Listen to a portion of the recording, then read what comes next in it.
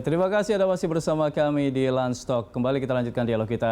Dr. Nadia, kunci dari kesuksesan untuk tracing digital ini adalah kesadaran masyarakat seperti yang tadi kita bicarakan begitu. Nah ini seperti apa sih harusnya sosialisasi agar masyarakat ini sadar untuk bisa mendownload aplikasi tersebut? Belum lagi ada kendala misalnya masyarakat yang tidak memiliki HP Android sehingga tidak bisa juga untuk mendownload aplikasi tersebut. Ini mungkin akan lebih banyak lagi kendala yang dihadapi. Walaupun ini memang kalau diterapkan bisa sangat berhasil nantinya. Ya, baik. Sebenarnya tracing digital ini kan sangat bermanfaat ya, Bang Andra ya, terutama kan kalau kota-kota yang sifatnya megapolitan atau metropolitan ya, karena mobilisasi yang besar, kemudian bertemu orang dalam jumlah yang banyak, dan bisa saja ketemu itu bahkan lebih dari 2-3 orang ya. Nah, sehingga kalau kita mau melakukan kontak tracing, kalau kita membayangkan lah yang Bang Andra ya, pohon kontak tracing yang akan kita buat kalau di sebuah seperti kota-kota besar ini kan luar biasa ranting dan cabangnya ya, dari satu orang positif bisa dia ketemu 10, dari 10 orang itu satu orang dari 10 itu bisa ketemu 10 lagi, jadi luar biasa. Dan dengan ada kontak tracing yang digital ini akan sangat-sangat membantu sekali untuk dalam hal tadi mengidentifikasi, kemudian secara cepat kita bisa menghubungi orang tersebut tanpa harus bertemu secara langsung, cari alamat dulu, kan itu merupakan tantangan sekali untuk bisa menemukan seseorang dengan kita cuma hanya punya alamat saja, tapi dengan punya digital kontak tracing ini kita bisa segera mengetahui nomor teleponnya, kita bisa kontak dulu dan kita bisa tahu kira-kira posisinya seperti di mana. Nah, tentunya memang menjadi tantangan ini kalau kita berbicara kalau daerah remote area tentunya tetap kita harus melakukan kombinasi secara manual ya. Tidak mungkin kalau misalnya kita tahu di daerah terpencil terdalam mungkin untuk sinyal saja mereka harus pergi ke tempat-tempat tertentu ya untuk bisa mengakses itu. Tetapi saya merasa bahwa sistem aplikasi Peduli Lindungi ini nanti tidak harus dimiliki oleh satu orang per satu orang. Ini bisa seperti juga sistem e-hack yang kita miliki, di mana kan e-hack juga bisa mendaftarkan satu keluarga ya dengan minimal beberapa kapasitasnya, itu bisa dilakukan saya rasa. Jadi ini juga tentunya salah satu upaya terobosan untuk mengatasi kalau misalnya tidak semua dalam satu keluarga itu punya telepon yang bisa mendownload aplikasi, itu satu ya. Kedua mungkin keterbatasan pulsa juga ya, kadang-kadang kan masyarakat bilangnya wah nggak ada pulsa nih gitu ya kan, jadi ini bisa begitu, Dok.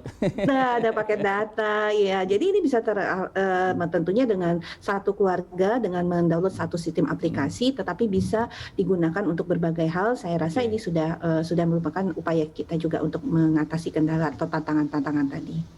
Oke, jadi tidak perlu semua orang mendownload itu, tapi bisa mewakili ya satu keluarga satu orang begitu ya, Dok ya. Nah, Mas Dedi, kalau misalnya saya pribadi misalnya ingin mendownload, kemudian apa yang harus saya lakukan? Apakah sistemnya memang kalau misalnya Trace Together dari Singapura kan harus mengaktifkan Bluetooth-nya begitu. Nah, kalau untuk Peduli Lindungi ini seperti apa kita mengaktifkannya? Nah, sebetulnya kita bisa memiliki beberapa opsi setelah melakukan download. Sekali lagi karena basis data dan prinsip pelindungan data pribadi, pemerintah Indonesia sangat berhati-hati terkait dengan tata kelola data ini, sehingga tidak dilakukan secara ceroboh gitu ya di dalam pembangunannya. Misalnya yang pertama setelah melakukan download, orang harus mempelajari terms and conditions. Itu yang sangat penting ketika seseorang akan menggunakan satu aplikasi tertentu. Ini tidak hanya soal aplikasi Peduli Lindungi, tetapi untuk semua aplikasi orang harus meyakinkan dirinya sendiri bahwa dia setuju terhadap terms and conditions-nya. Yang kedua yang perlu dipahami setelah orang menyetujui atau agree terhadap terms and condition, maka ketika menggunakannya pun ada beberapa opsi yang dibuka untuk masyarakat. Misalnya geotagging, geolocation bisa dilakukan tracing jika seorang pengguna itu membuka opsi on atau menyalakan opsi geolocation tersebut.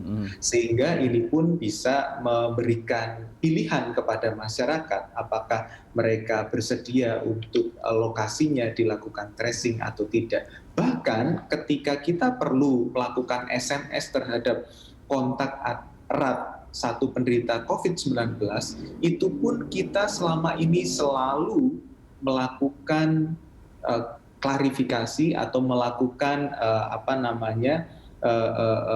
memberikan pertanyaan kepada sang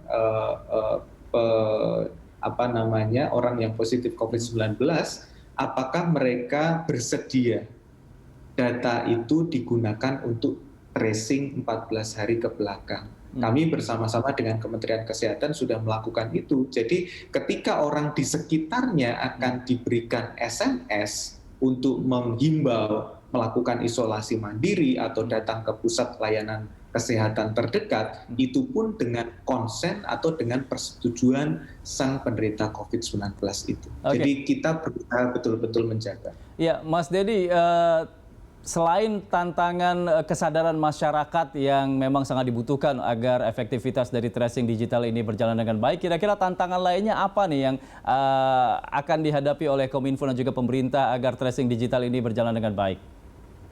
Yang pertama, jumlah pendownload tentu saja. Walaupun tadi saya sampaikan bahwa jumlah itu salah satu faktor saja, tetapi ini tetap menjadi faktor penting. Sehingga kami menghimbau masyarakat untuk bersama-sama mendownload aplikasi ini. Sebetulnya kalau kita menghitung idealisme, maka sebetulnya 25%, 20-25% masyarakat itu harus mendownload. Tadi seperti dikatakan Dr. Nadia, tidak semuanya gitu. Tetapi ketika sudah mencapai 20-25, itu bisa berjalan jauh lebih efektif dari sebelumnya. Yang kedua tantangannya adalah perbaikan sistem sendiri.